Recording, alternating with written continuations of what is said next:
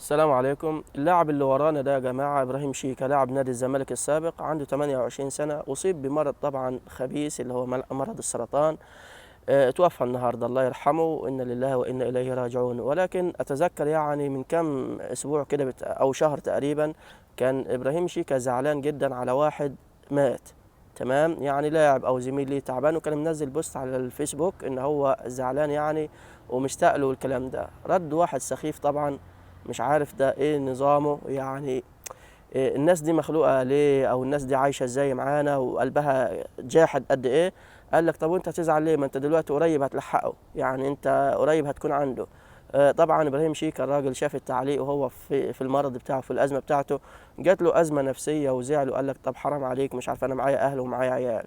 انا الرساله للراجل ده اللي عمل البوست ده او التعليق ده، انت ايه شعورك دلوقتي؟ هل الراجل توكل الى رب كريم والله يرحمه.